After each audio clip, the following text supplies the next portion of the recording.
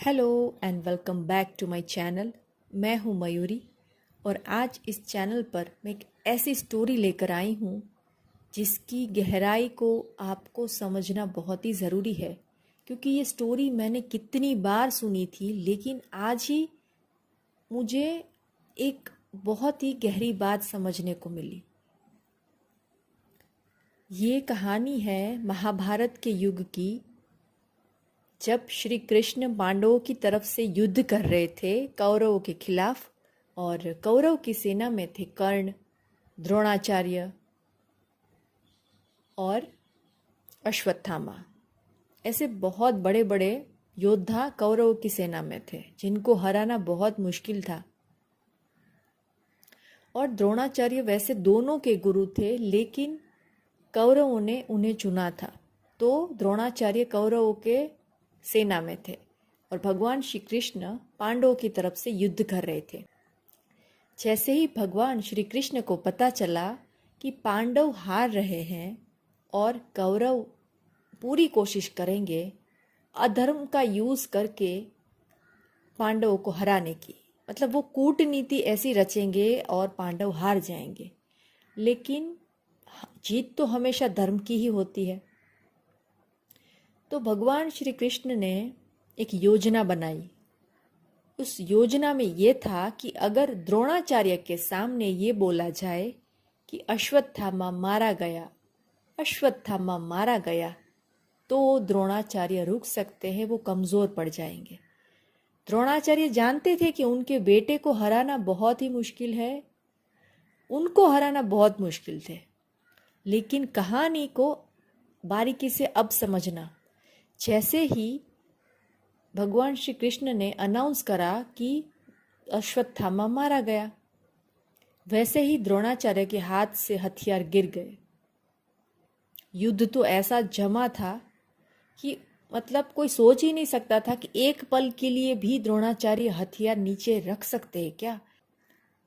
तुरंत ही वो आए धर्मराज युधिष्ठिर के पास कि सत्य क्या है, और जैसे ही युधिष्ठिर ने बोला कि अश्वत्थामा मारा गया, और फिर वो आगे बोलने ही वाले थे कि अश्वत्थामा हाथी था, क्योंकि वो कभी झूठ नहीं बोलते थे, लेकिन आधी बात सुनकर ही द्रोणाचार्य पूरी तरह से टूट चुके थे और उसी वक्त शंखनाद हुआ और फिर द्रोणाचार्य को मार दिया गया।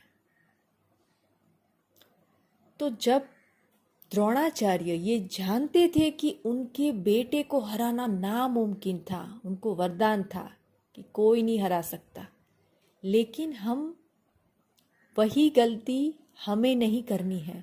द्रोणाचार्य ने अपनी बुद्धि का उपयोग उस वक्त नहीं करा था, इंट्यूशन का उपयोग नहीं करा था।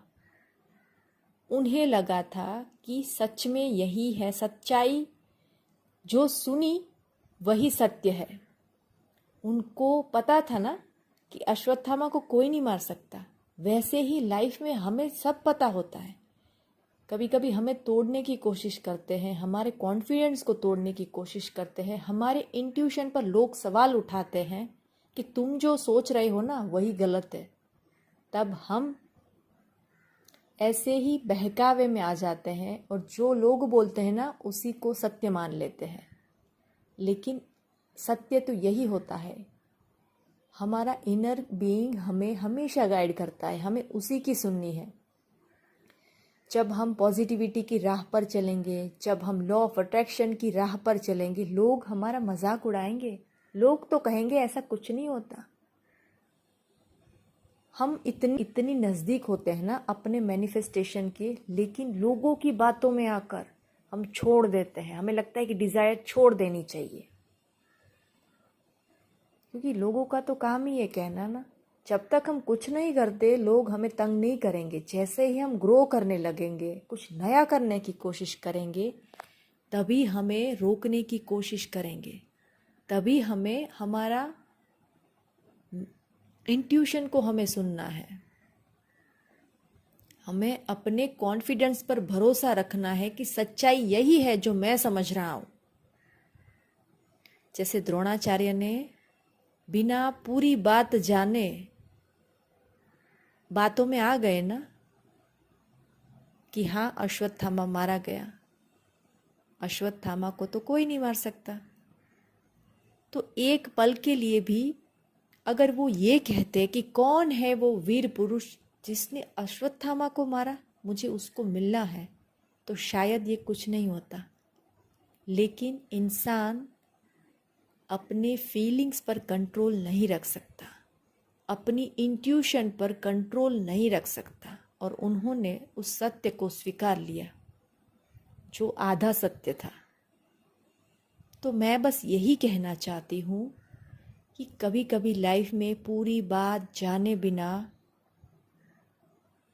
हम कोई भी डिसीजन ले लेते हैं ना, तो गलत है।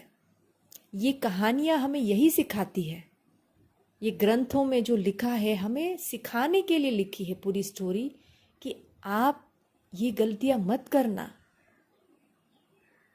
मैंने कई बार देखा है लोग ऐसे मिलते हैं ना कि कॉन्फिडेंस तोड़ते हैं, हमें पता होता है कि नहीं आगे यही होने वाला है, कोई आंसर हमें ढूंढना है, हमारा इनर बीइंग हमें गाइड करता है, लेकिन हम सुनने को तैयार ही नहीं है।